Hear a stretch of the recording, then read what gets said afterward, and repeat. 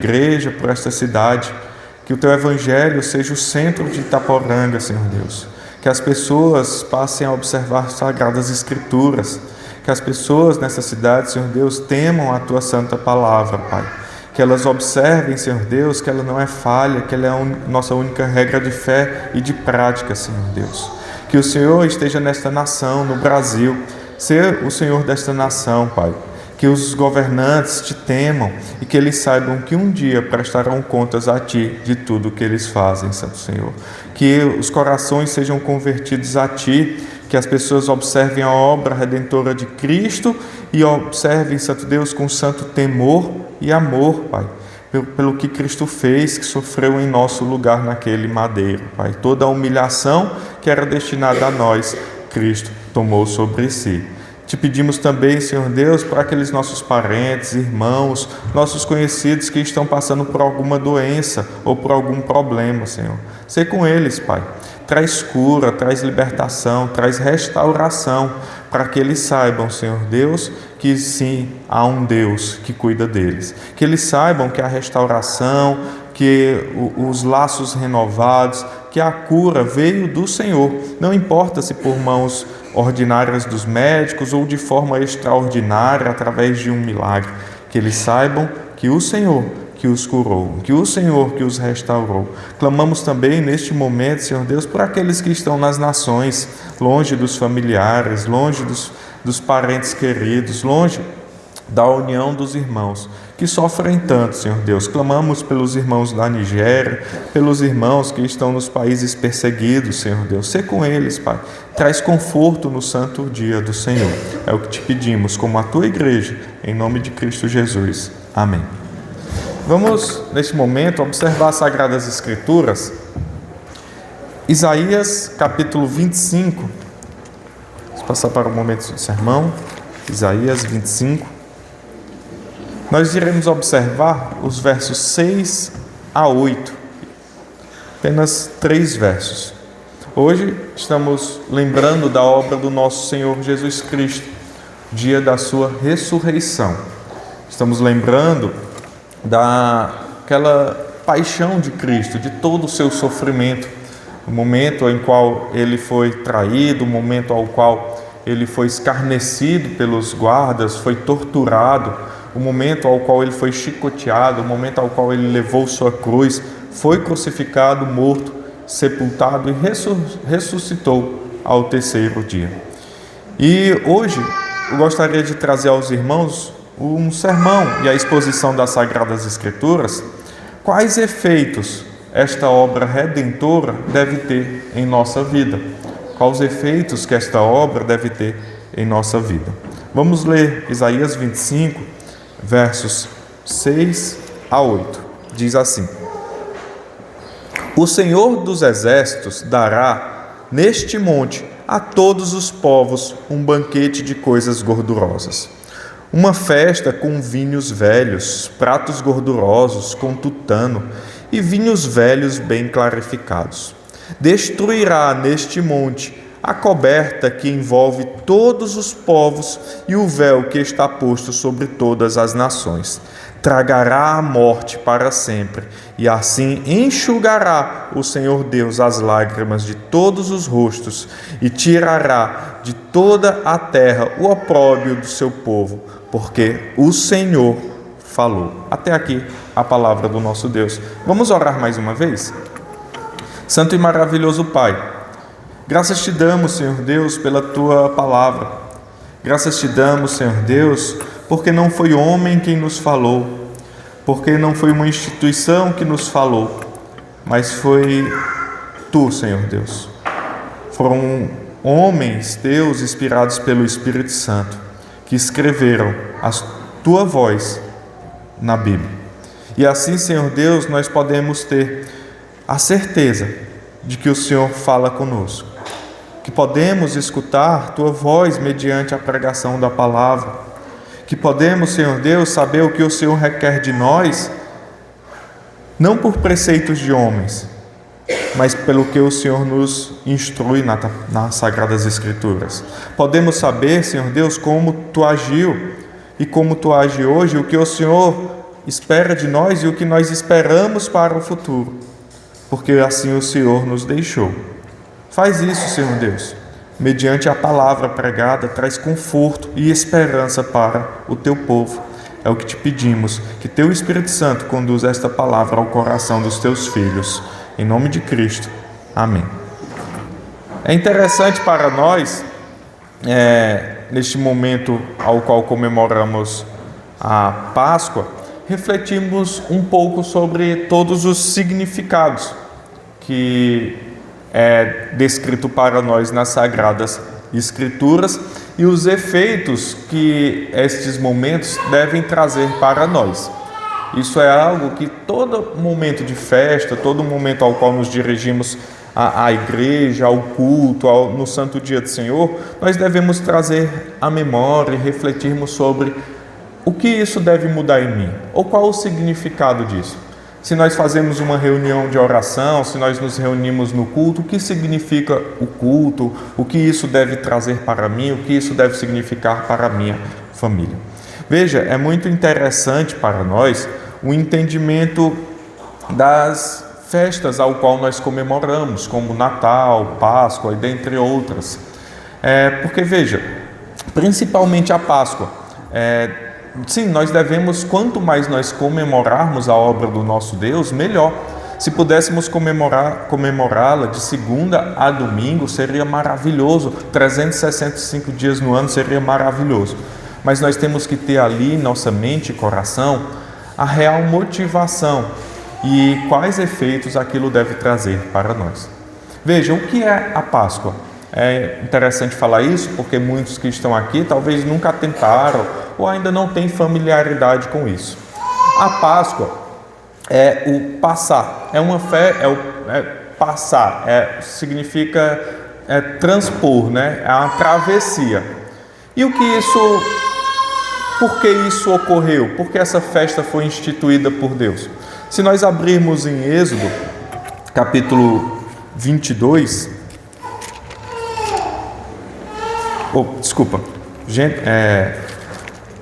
Êxodo, no comecinho de Êxodo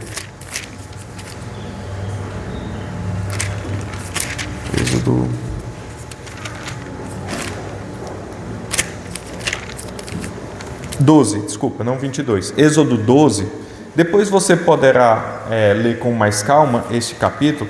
Aqui é instituído a Páscoa do Senhor. É o momento em qual o povo vai sair do Egito, da escravidão para a terra prometida. E o que o Senhor faz?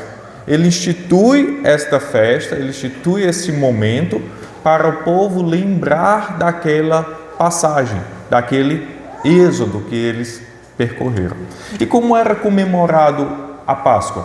Se nós observarmos textos como Lucas, lá nos Evangelhos, ao qual tem a última ceia, Jesus ele está ali comemorando a Páscoa judaica. Então, o que é que Jesus faz? A gente lê e só vê aquela questão dos pães e do vinho ao qual Jesus toma, né?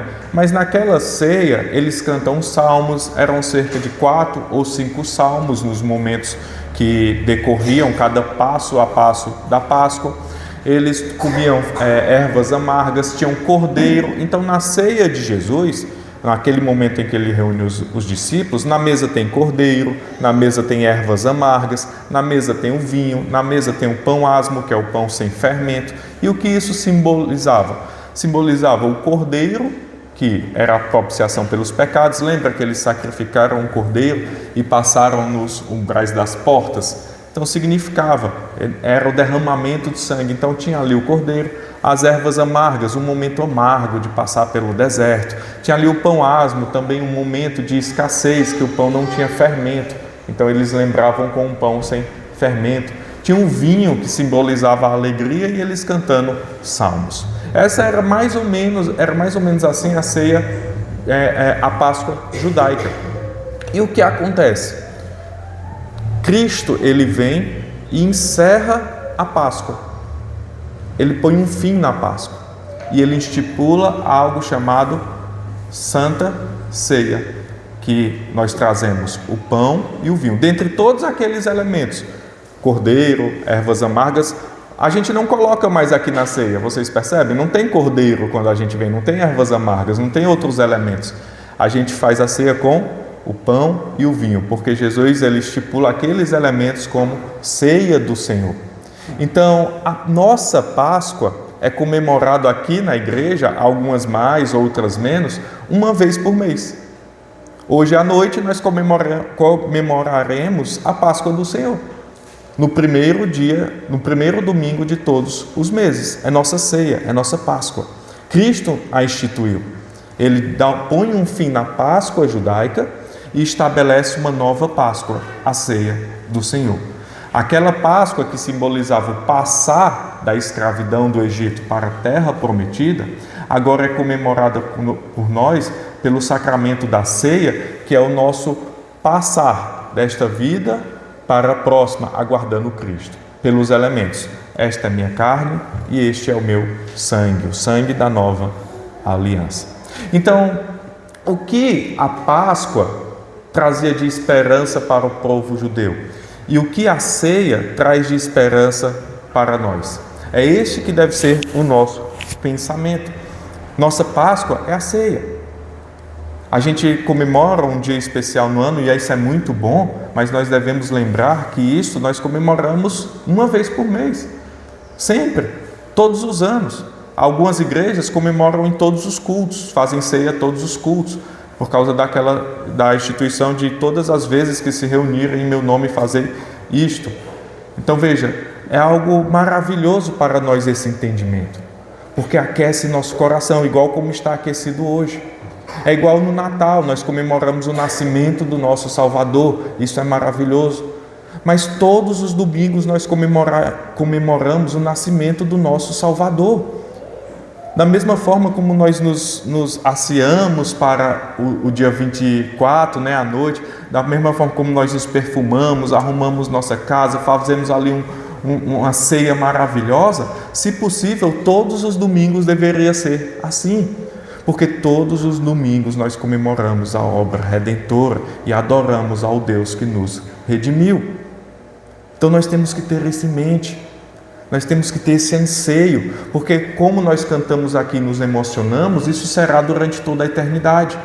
Nós podemos provar aqui uma gota, ou se pudesse ser, 1/3 de uma gota do que nós provaremos durante toda a eternidade, reunidos, cantando, trabalhando para o Senhor. Então, com isso em mente, nós devemos saber o que datas como essa devem trazer para nós, quais efeitos devem nos trazer. E vejam, esse texto que nós lemos não é um texto tão comum de Páscoa. Nós vamos lá mais para o Novo Testamento, sacrifício de Cristo, ou Isaías 53, que nós cantamos aqui. Mas nós também cantamos sobre festas, nós cantamos sobre povos, nós cantamos sobre a igreja reunida. E é isso que nós vamos observar, os efeitos que isso nos traz. Veja, em primeiro lugar, um efeito ou algo que deve ter em nossa mente, que a obra de Cristo nos trouxe, a morte e ressurreição de Cristo nos trouxe, é que é um momento de festa. Veja, Paulo, ele vai tratar lá no Novo Testamento algo muito interessante, que a obra de Cristo, ela é eficaz por causa da sua ressurreição.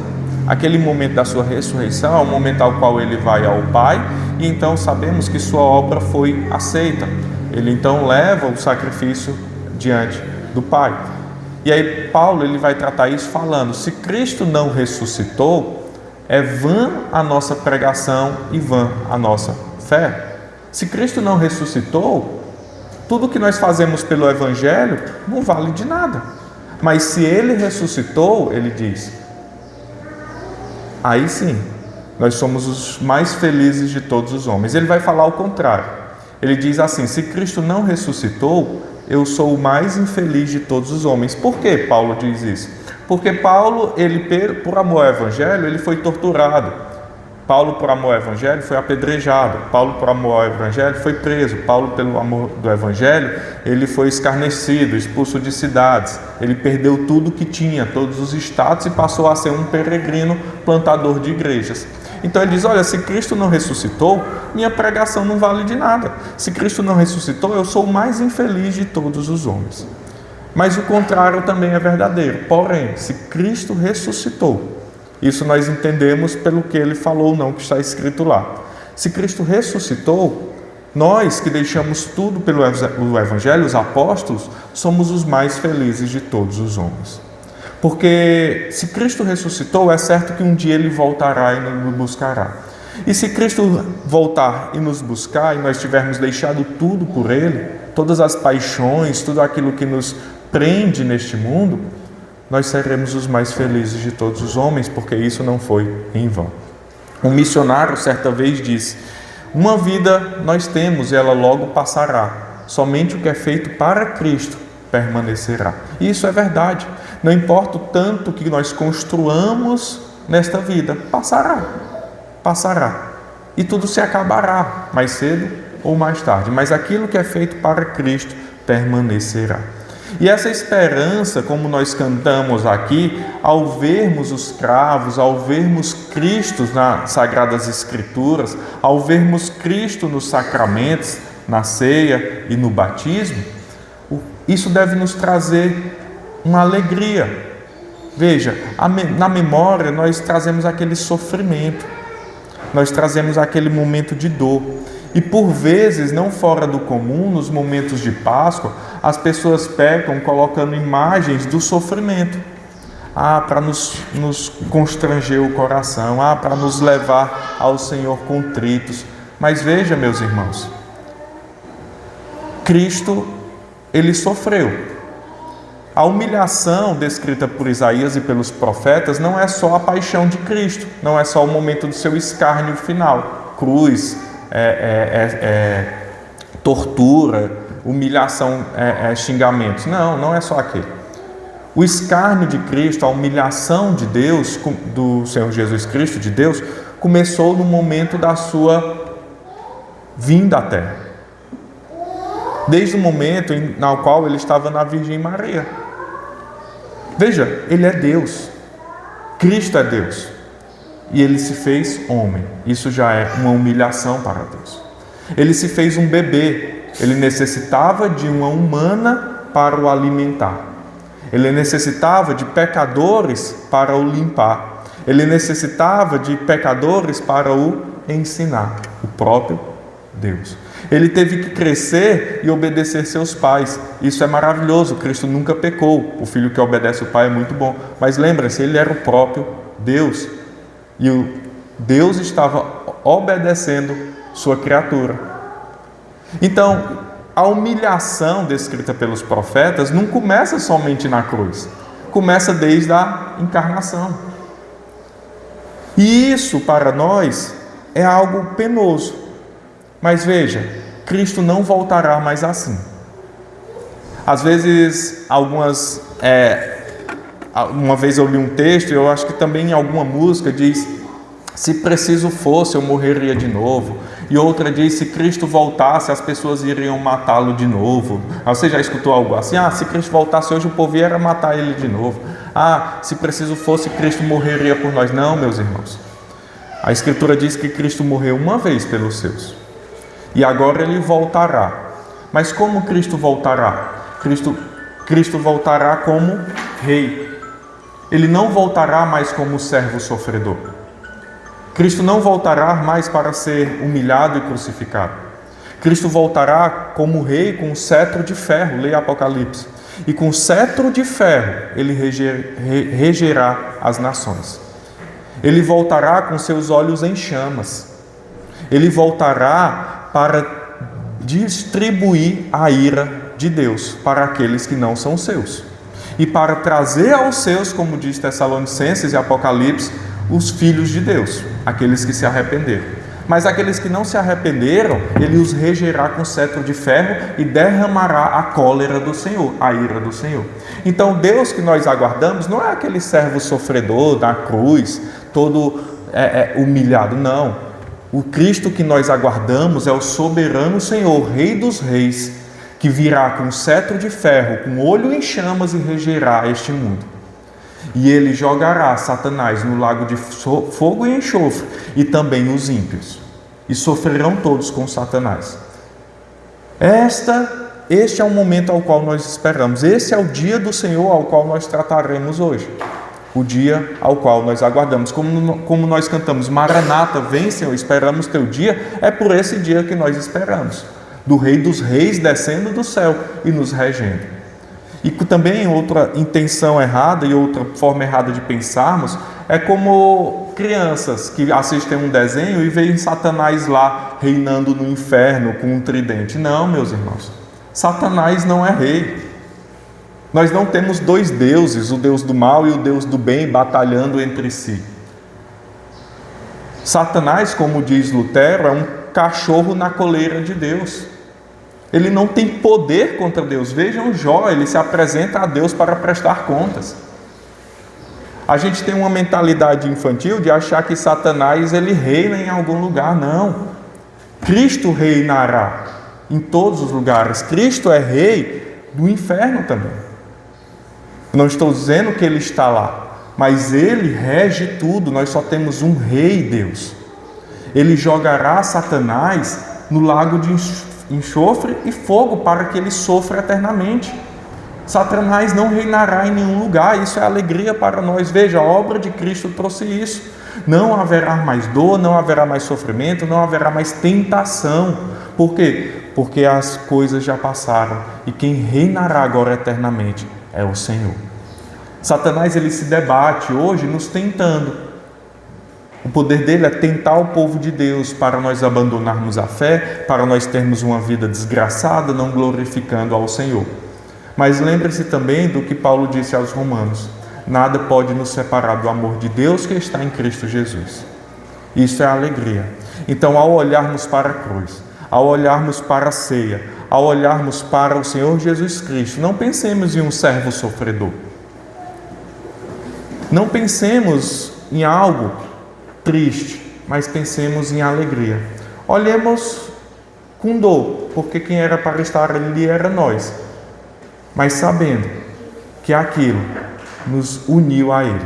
É assim que nós devemos pensar em dias como hoje. Veja, e dias como hoje devem nos trazer à memória que é um momento de festa. Veja o verso 6 de Isaías 25.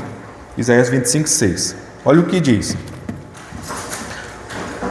o Senhor dos Exércitos dará neste monte a todos os povos um banquete de coisas gordurosas, uma festa de vinhos velhos, pratos gordurosos, com tutanos e vinhos velhos bem clarificados. Veja, o título usado aqui demonstra que o Senhor é o Senhor que salva e é soberano, o Senhor dos Exércitos.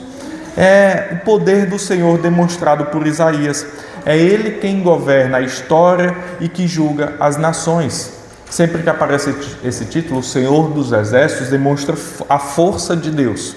A força de Deus sobre todo o mundo. Ele que traz a salvação. E Ele é o que é Senhor de todos os exércitos. É Ele que tem o exército mais forte. É Ele quem comanda todo o mundo. Veja como este texto ele vai estar tratando sobre uma festa. O texto ele diz que esse Senhor dos Exércitos ele dará no monte. Qual monte? É o Monte Sião, de onde viria a salvação. Os judeus aguardavam a salvação do Monte Sião, onde viria o Redentor e onde o Senhor reuniria o seu povo. Se observarmos lá em Mateus 22, não vou abrir agora, há uma parábola de um senhor que dá a festa. Você já deve ter escutado, dá a festa, e aí ele manda convidar seus amigos e nenhum dos seus amigos pode ir, um dá uma desculpa, outro dá uma desculpa, e aí ele diz, eles não vêm? Pois então mandem chamar aí os mais necessitados. Senhor, chamamos, mas ainda tem lugar, pois chame aí os piores dos piores. E isto, ali Jesus está representando justamente esse alcançar do Evangelho às nações. O Evangelho que os judeus eram para ter espalhado pelo mundo, eles trancaram para si, e agora o Senhor está dizendo que esse Evangelho se espalhará para aqueles que os judeus viam como o opróbrio, como o resto, como aqueles que não mereciam. Isso a gente vê em textos como da mulher samaritana. Os samaritanos eram povo que era rejeitado pelos judeus, e muitos outros textos. Então veja, o Senhor vai apresentar através do profeta Isaías que esse dia o Senhor dará naquele monte um banquete, uma festa. Então será um momento de festa. Veja, eu disse que o Senhor vem com cetro de ferro, com olhos em chamas, vem como um cavaleiro em seu cavalo e com sua horde celestial, com exército celestial. Mas às vezes isso parece assustador. Mas lembre-se, é nosso Senhor e Salvador que está vindo. É nosso irmão mais velho. É o Pai, nosso Pai que o enviou. Imagine você em uma guerra. E então a nação inimiga lhe pega como um prisioneiro. E aí você fica anos e anos lá, com fome, sede, sendo torturado, sendo escarnecido. E aí então, certo dia você escuta estrondos, você escuta explosões e você olha para uma fresta da prisão que você está e você vê um grande exército da sua nação vindo lhe buscar. Você teria medo ou alegria? Você ia começar a rir à toa, depois de tantos anos de sofrimento. É essa a imagem que nós temos em Apocalipse.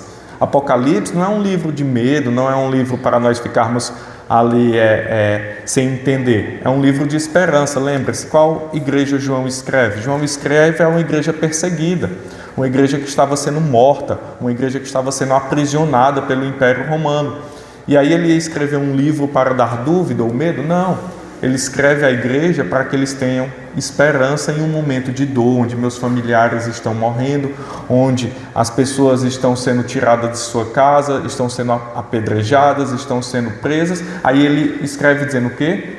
Irmãos, aguardem, que logo logo o Senhor vem e Ele enxugará do olho toda lágrima dos olhos de vocês. É isso que Apocalipse fala. Não é um livro de medo. Então, quando ele fala que o Senhor soberano vem com um cetro de ferro, olhos em chamas e com um grande exército, isso era para o povo gritar de alegria, assim como nós. Então, ele vem e dará um banquete maravilhoso, um banquete para todos os povos, para nós de Itaporanga, não é para o povo de Israel, não é para nós hastearmos uma bandeira de Israel aqui. Não é para nós colocarmos aqui um castiçal, então um quepá e passarmos a adorar Israel. Não, o Evangelho é de todas as nações. Veja, o Senhor dos Exércitos dará neste monte a todos os povos, desde o início, desde Gênesis 1, 2 e 3, o Evangelho é para todos os povos, é para nós aqui em Itaporanga. Então, quando nós observarmos o sacrifício de Cristo, nós temos que pensar o quê? Nas bodas do Cordeiro, nesse momento de festa. O nosso Senhor vem, Maranata, vem Senhor Jesus, não aguento mais esse mundo. É um mundo de dor, é um mundo de choro, é um mundo de doença, é um mundo de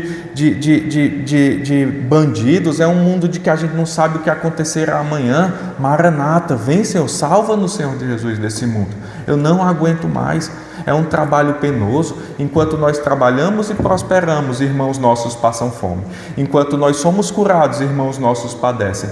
Como nós vamos nos alegrar plenamente? Estou prosperando. Um irmão meu não tem o que comer amanhã. Estou em saúde. Um irmão meu padece no hospital. Como nós nos alegraremos plenamente? Mas haverá um dia em que o Senhor nos juntará e dará uma festa, porque essas coisas já passaram. E essa festa é maravilhosa. Veja, coisas gordurosas. Imaginem, aqui ele está falando de cozidos, mas imaginem com muita picanha, muita costela. Aquela costela que demora horas e horas para ser feita. Com vinho, sim, vinho na Escritura é um momento de festa. E não imagine vinho sem álcool. Imagine um bom vinho, um vinho velho, um vinho bem clarificado, decantado. Um vinho ali que passou anos e anos e pegou aquele seu gosto mais refinado. Como Jesus fez naquele casamento. Transformou algo em vinho, e ali o maître do casamento, ele disse: olha, vocês deixaram o melhor para o final. E é isso que o texto está dizendo. Nós comeremos do melhor ao final. O melhor vinho, a melhor comida será nas bodas do Cordeiro. Não importa qual festa nós participemos aqui, neste mundo, não se comparará àquilo que provaremos no final.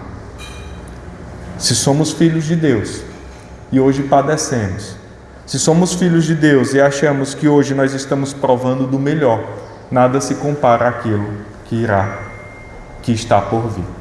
E se ainda temos em dúvida se somos ou não, tenha isso em mente, que nada nesta vida pode satisfazer aquilo que virá no final.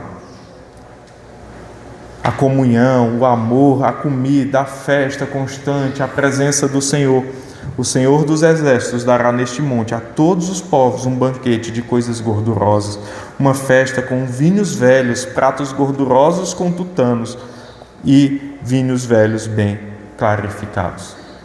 É esse dia ao qual nós aguardamos, o dia do nosso Senhor. O verso 7, ele demonstrará, primeiro no verso 6 nós observaremos que este é um momento de festa, quando lembramos do sacrifício do Senhor. Em segundo lugar, nós veremos que é um momento de anunciar. É um momento de anunciar. Veja o verso 7. Destruirá neste monte a coberta que envolve todos os povos e o véu que está sobre todas as nações. Aqui o texto está dizendo que ele destruirá a máscara que está sobre o rosto do povo. A máscara que está sobre o nosso rosto, ele destruiu. Isso é algo interessante para nós, porque, veja, é muito comum no meio cristão falarmos das escamas dos olhos que caem, né? E parece que é assim, quando a gente se converte de fato e o Espírito Santo começa a trabalhar em nosso coração, parece que escamas saem dos nossos olhos e aquilo que a gente achava bom, a gente passa a olhar com olhos diferentes. Não, peraí, por que é que eu gostava disso? Povo estranho, festa estranha, com gente esquisita, né? É um negócio assim que não nos atrai mais. Isso é interessante. Essa semana eu vi um pastor falando, que é um presbítero, presbítero Tourinho, falando que o pecado, ele é isso. Ele é a mudança do entendimento da nossa mente. Veja, o que é que o pecado faz? O pecado faz que sua mente ache que aquilo que é ruim é bom. A gente vê isso. O que é bom? É aquilo que te faz bem. Mas para o mundo, o que é bom? Bom é ter várias mulheres, bom é curtir a vida adoidado, bom é fazer o que é errado e não prestar contas com ninguém. Então veja o que o pecado faz. Ele faz sua mente achar que aquilo que é ruim é bom. É isso que Satanás faz, é assim que ele lhe tenta. Veja lá em Gênesis, ele tentando Eva. Ele faz isso. Aquilo que era ruim, ele faz, será que é ruim mesmo? Então, é isso que acontece com o nosso coração. Nosso coração, ele tende para o mal, desvirtuando aquilo que é bom. Porque bom mesmo é nós nos guardarmos. Bom mesmo é honrar pai e mãe. Bom mesmo é estar ali de cabeça erguida diante da sociedade. Bom mesmo é andar na luz. Mas constantemente somos tentados que isso é que é o ruim. E bom é desonrar pai e mãe. Bom é esconder deles, bom é mentir para o meu pai e para a minha mãe, bom é inventar, bom é ficar no escuro da noite, na calada da noite. Mas veja, bom mesmo é se entregar ao Senhor e ser livre. Livre para quê? Livre para obedecê-lo, livre para amá-lo. Então, a obra do Senhor, ele destruiu a máscara, destruiu o véu que estava sobre os nossos rostos. Isso é algo interessante. Porque Apocalipse vai tratar que naquele momento, lá em Apocalipse não fala, mas ele está se referindo ao momento da cruz, foi tirado de Satanás o poder de enganar as nações. E aí nós observamos justamente em Atos, depois da cruz, Lucas continua o Evangelho de Lucas em Atos, e ele demonstra até Lucas, até o momento da cruz e a obra do Senhor Jesus. Em Atos ele vai demonstrar o que aconteceu depois da cruz, né? E aí, em Atos, a gente vê justamente isso. Depois da obra redentora de Cristo, o Evangelho vai para toda língua, povo e nação. Vocês vão para Jerusalém, Judéia, Samaria, até os confins da terra. Por quê? Porque foi tirado de Satanás o poder de enganar as nações. O véu foi rasgado, o véu foi tirado. Agora nós temos acesso a Deus mediante Jesus Cristo, o único Senhor e mediador. Então veja, isso é algo interessante. Vamos abrir lá em 2 Coríntios, texto do apóstolo Paulo, 2 Coríntios, capítulo 3.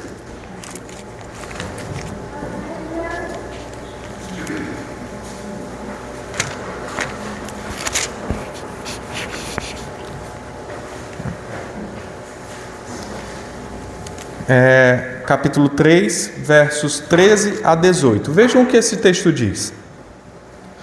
E não somos como Moisés, que punha véu sobre a face para que os filhos de Israel não atentassem na terminação do que se desvenecia. Mas os sentidos deles se embotaram, pois até ao dia de hoje, quando fazem a leitura da antiga aliança, ou seja, aqui para nós no Velho Testamento, da antiga aliança da lei, o mesmo véu permanece, não lhe sendo revelado que em Cristo é removido. Mas até hoje, quando é lido Moisés, o véu está posto sobre o coração deles. Quando, porém, algum deles se converte ao Senhor, o véu lhe é retirado. Ora, o Senhor é o Espírito, e onde está o Espírito do Senhor, aí há liberdade. E todos nós, com o rosto desvendado, contemplando como por espelho a glória do Senhor, somos transformados de glória em glória na sua própria imagem, como pelo Senhor, o Espírito. O que Paulo está falando? Que nós não temos um véu posto sobre nossos rostos. Nós não temos máscara posto sobre os nossos olhos. Mas, por vezes, nós temos um véu e uma máscara posto no nosso coração, que nos impede de ver a obra de Cristo Jesus. Muitos, eles ficam fixados naquilo que o mundo dá, naquilo que o mundo atrai, e faz isso, coloca ali um tampão em seu coração, coloca ali um véu em seu coração, coloca ali escamas no seu coração, tampa, parece que prende, e ele não consegue ver a obra maravilhosa de Cristo. Porém, o apóstolo, ele vai falar, quando, porém, algum deles se converte ao Senhor, o véu lhe é retirado, e então ele passa a ver, e então ele passa a entender, e então o Espírito passa a agir, e então nós somos transformados no Senhor, somos santificados pelo Espírito Santo, até então, no dia que Ele voltar, nós sermos santos com Ele. Nós estamos em processo de santificação, somos falhos, nós caímos, nós pecamos, nós erramos, nós nos arrependemos, e isso até o dia final, quando o Senhor nos chamar ou quando Ele retornar. Mas aí o que acontecerá então no dia final, nós que somos seus filhos, nós seremos santos com Ele. Então veja, é atrativo o pecado porque ele muda a nossa mente. Mas o Senhor é poderoso para arrancar dos nossos olhos toda escama e nos fazer vermos o que verdadeiramente deve nos atrair. Mais um texto em Apocalipse 22, vamos abrir lá em Apocalipse 22.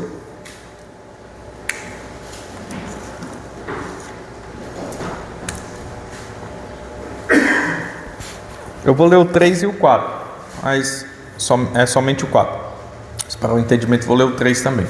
Nunca mais haverá qualquer maldição. Nela estará, na cidade santa, estará o trono de Deus e do Cordeiro. Os seus servos o servirão, contemplarão a sua face e na sua fronte está o nome dele. Veja, nós contemplaremos a face do Senhor. Não terá um véu, não terá uma máscara, não terá escamas em nossos olhos, mas nós veremos a face de Deus. Nós veremos a face de Jesus Cristo. Deus é Espírito, então nós não veremos Deus Pai, mas veremos a Jesus Cristo. Ele mesmo que diz, quando diz, mostra-nos o Pai, ele diz, há tanto tempo estás comigo, olha para mim e vê o Pai. Então nós veremos Cristo face a face, porque não haverá mais um véu, não haverá mais uma máscara sobre nós, não haverá mais escamas em nossos olhos. Nós teremos acesso direto a Cristo Jesus, nós teremos acesso ao Pai e o veremos porque seremos santos com Ele. Deus destruirá este véu pela luz do Evangelho. O Evangelho se espalha, brilhando no mundo, e pelo poder do Espírito Santo, tirando as escamas dos nossos olhos e dos olhos do mundo. Então veja, da mesma forma que momentos como hoje, momentos como a ceia, momentos como a Páscoa, a Páscoa cristã, nós devemos festejar, também deve ser um momento de nós anunciarmos. Porque nós devemos lembrar que o véu foi rasgado, que o véu foi retirado, que as escamas e o nosso coração de pedra foi transformado. E assim, pelo Evangelho, que hoje pode ser comunicado com eficácia mediante a obra do Espírito Santo, nós também podemos anunciar. Então, momentos como hoje, momentos que nos lembramos da obra do Senhor, é momentos de anunciarmos as boas novas, de falarmos, você que ainda não tem Cristo, você que ainda que não entendeu a obra redentora de Cristo, você ainda que não decidiu para Cristo, tome a decisão concreta. E uma coisa é maravilhosa, se há um pingo de incômodo no seu coração, o Espírito Santo está trabalhando e ele requer de você uma ação. Veja, toda a obra redentora é de Cristo. Toda a obra redentora é de Cristo. Eu não estou falando que o Espírito clama por você, ou que Jesus está lhe pedindo para que você se entregue a Ele. Mas isso é interessante porque há uma ação de Deus e uma resposta do homem a essa ação. E por vezes, lembrem-se do ladrão da cruz. Eu gosto muito dessa ilustração. O ladrão da cruz, ele no último minuto da sua vida, ele se rendeu ao Senhor. Não seja o ladrão na cruz. Por mais que seja maravilhoso e por mais que ele estivesse com o Senhor naquele momento, não seja ele. Tenha uma vida que glorifique a Ele. Abandone aquilo que te agrada. Veja na Escritura o que agrada ao Senhor. Não meça forças com seu Deus, porque Ele quer o seu melhor. Imagine seu filho de 5, 10, 15 anos medindo forças com você. É você medindo forças com Deus. Imagine, você age como um adolescente, o Senhor constantemente te chamando ao que é bom, e você, não, eu que sei da minha vida, eu que sei o que eu quero, não, é até aqui. Não faça isso, mas se entregue ao Senhor. O véu foi retirado e Ele te faz ver. Mais um texto lá em Apocalipse 20, verso de número 2.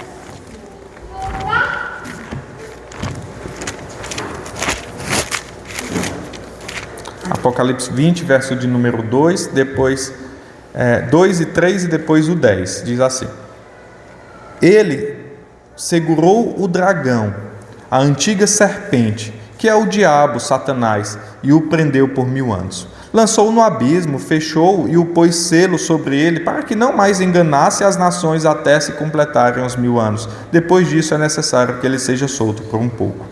Verso 10. O diabo, o sedutor deles, foi lançado para dentro do lago de fogo e enxofre, onde já se encontram não só a besta, como também o falso profeta, e serão atormentados de dia e de noite pelos séculos dos séculos. Aqui é o fim de Satanás. Ele será atormentado pelos séculos dos séculos, eternamente, de dia e de noite. Ele não reina, ele será atormentado junto com os ímpios. Mas o que importa para nós?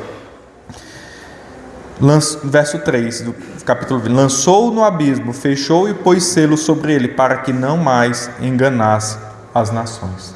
Aqui foi no momento da cruz. Cristo venceu. A cruz não foi ali um decreto de perca, mas de vitória. Na cruz e na ressurreição, Cristo vence e é tirado de Satanás o poder de enganar as nações. Satanás, ele não pode mais te enganar. Você sabe a verdade. Você está num país de predominância, de maioria cristã, e dia e noite você tem contato com o Evangelho. Seja pelo Instagram, seja pelo qualquer rede social, seja pelo rádio, seja pela televisão, seja pelo um jornal, seja por uma notinha, seja por um panfleto que te entregam na rua, seja por vir aqui no culto, seja por um amigo, você tem contato e você não é enganado. Você é tentado por Satanás e pelo seu coração pecaminoso. Mas Satanás não te engana mais. Agora você não quer ir a Cristo. Aí é diferente. Aí é uma decisão sua. E Cristo diz isso. Mas eles não querem vir a mim. E naquele dia final não haverá desculpa. Quem não quis? Eu. Ah, mas foi Satanás. Igual Eva. Igual Adão. Foi a mulher que tu me deu. Aí Eva. Não, foi a serpente. Aí a serpente. Foi Adão. Foi Adão. Não foi a mulher, não foi a serpente. Foi tirado na cruz o poder de Satanás de te enganar. E por que eu não me entrego? Porque você não quer. Porque você prefere o mundo. Porque você prefere aquele gostinho doce. Essa é a verdade. Seja sincero com Deus. Eu não te quero. Eu prefiro estar aqui com os meus colegas, prefiro dar uma voltinha, prefiro enganar meus pais, prefiro viver assim mesmo. Porque de Deus não se zomba. E Ele virá com cetro de ferro para reger as nações. Para nós, festa. Que o texto de Isaías 25, depois do verso 8, ele vai tratar isso. A parte ruim, que eu não quis trazer hoje. Da 6 a 8, ele vai, ao começo do 9, ele vai tratar ali as coisas do seu povo. E depois ele vai tratar dos de Moabe, que sofrerão. Então veja, Deus te chama hoje. E Ele aguarda a sua resposta hoje. Festa, anúncio do Evangelho. E em terceiro lugar, Ele vai trazer algo que nos dá esperança. Então, em momentos como hoje, na Páscoa cristã, em momentos da ceia, em momentos do Santo Dia do Senhor, o que nós devemos ter em mente? É um momento de festa, é um momento de anunciar o Evangelho, e é um momento que traz à nossa memória esperança. Veja como ele finaliza no verso de número 8, lá de Isaías 25. Tragará a morte para sempre, e assim enxugará o Senhor Deus as lágrimas de todos os rostos, e tirará de toda a terra o opróbrio do seu povo, porque o Senhor o falou. Esse é um momento tão esperado. Por mais que nós tenhamos algo que nos incomoda nesta vida, por mais que estejamos passando por algo, por alguma dificuldade com os nossos filhos, com o nosso cônjuge, com algum parente, com a sociedade, por mais que a gente observe o mundo e veja tanta injustiça, tanta fome, tanta dor, o Senhor diz que haverá um momento em que isso não existirá mais. Então, no momentos como hoje à noite que estaremos na ceia, a ceia ela é a presença espiritual de Cristo nos alimentando nossa fé, alimentando nossa esperança, mas ela leva nossa memória a dois pontos: o passado, a obra que aconteceu, e a obra que virá, o retorno de Cristo. E nós olhamos para aquele dia com esperança maravilhosa, porque por mais que no meu olho saia uma lágrima, eu sei que isso não durará para sempre. Por mais que eu veja dor, por mais que eu veja a doença, por mais que eu veja a aflição, eu sei que um dia isso tudo passará. E o que eu devo fazer? Anunciar aquele que está doente, anunciar aquele que chora, anunciar aquele que é perseguido, anunciar aquele que sofre, para que um dia então o Senhor enxugue do olho dele a sua lágrima. E aí ele vai dizer, Matthew Henry, um pastor puritano do passado, ele diz sobre esse texto assim: o próprio Cristo na ressurreição triunfou sobre a morte, rompeu as suas amarras e os seus grilhões e lançou fora todas suas cordas. A sepultura pareceu tragá-lo, mas na realidade ele que tragou. Naquele momento, Cristo tragou a morte. Cristo venceu a morte. Cristo venceu o seu último inimigo. Naquele momento, Cristo triunfou. O que parecia dor se torna vitória. E não é isso que Jesus trata no começo do Sermão do Monte? Feliz dos que choram, feliz dos perseguidos. Bem-sucedidos são eles, porque eles serão confortados, porque eles serão vitoriosos. Cristo teve seu momento de humilhação, mas agora ele reina à destra do Pai. Assim como nós reinaremos com ele, seremos santos com ele. 30 anos dessa vida, 40 anos dessa vida, 1 ano dessa vida, de 1 mês, 2 meses, não sei quanto tempo pode durar uma vida.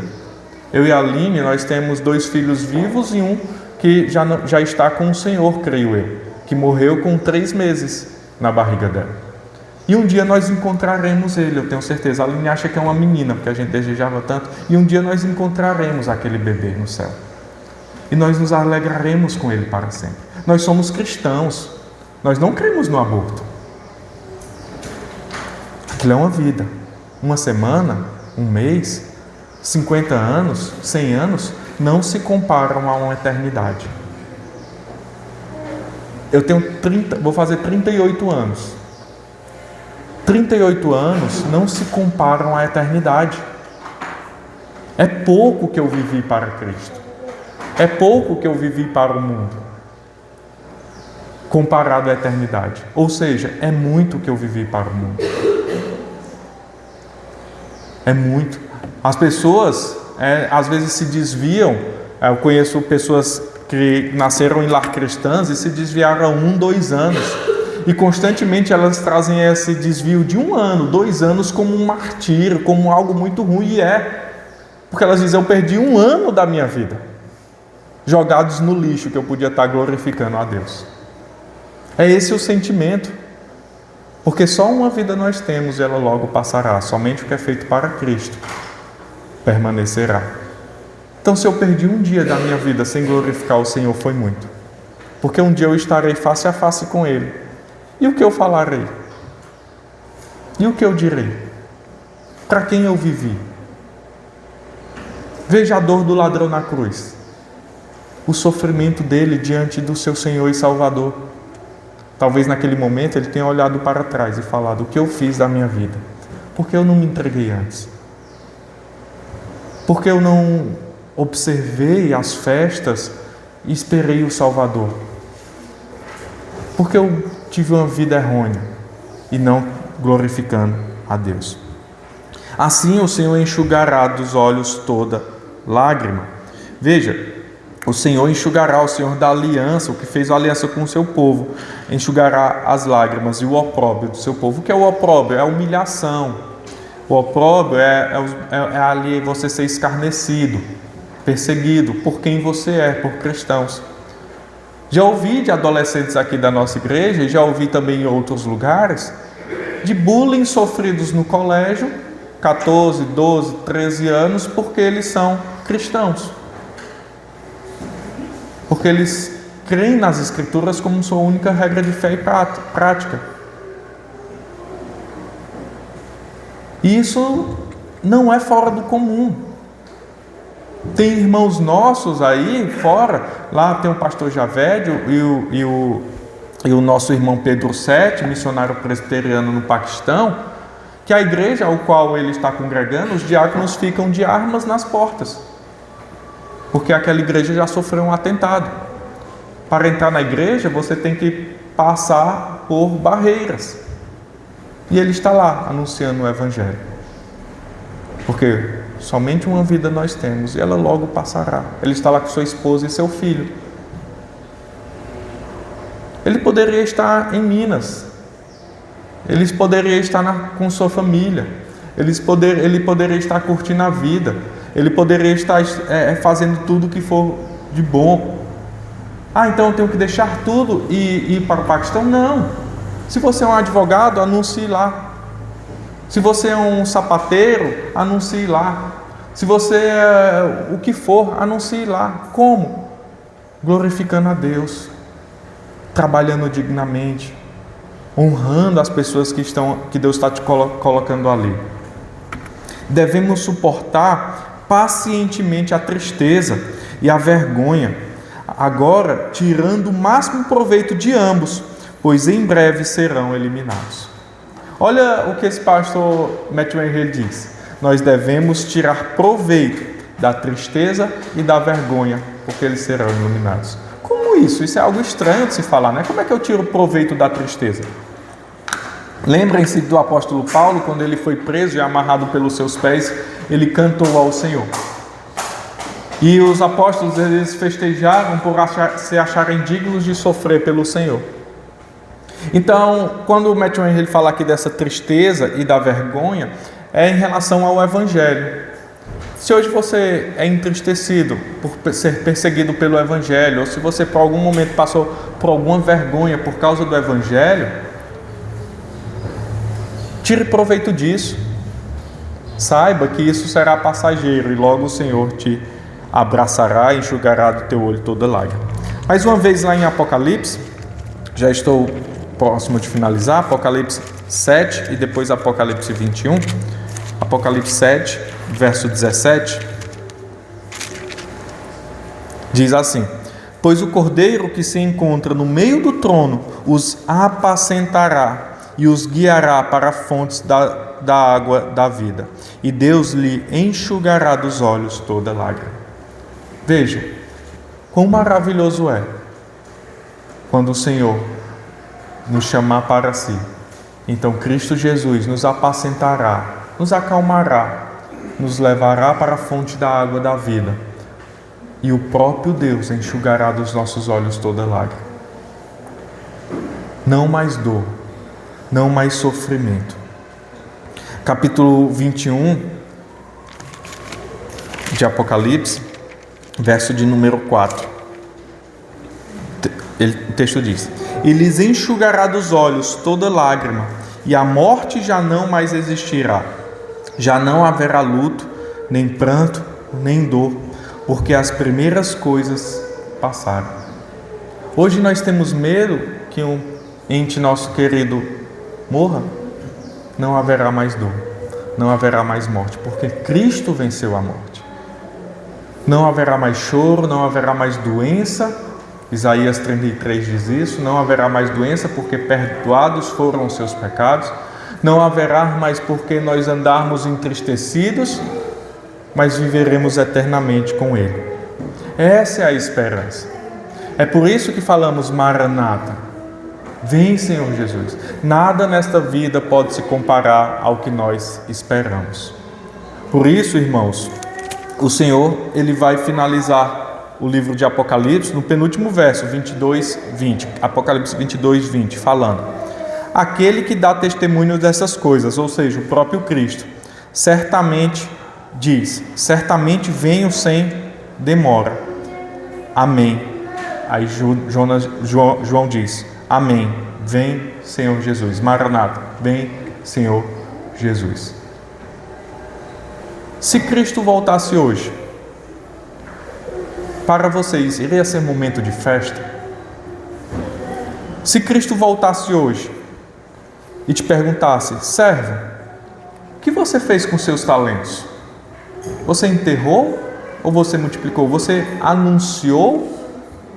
Se Cristo voltasse hoje, a sua esperança iria estar plena. Era para esse dia ao qual eu vivi. Que em nosso coração, quando participarmos do Santo Dia do Senhor, quando nos lembrarmos da Páscoa cristã e quando participarmos da ceia, seja em seu coração um momento de festa, seja em seu coração uma convicção do anúncio do Evangelho e seja em seu coração um momento de esperança. Que o Espírito Santo conduza essa mensagem ao coração do seu povo e que lá ela ache morada e frutifique. Irmãos, em resposta ao sermão,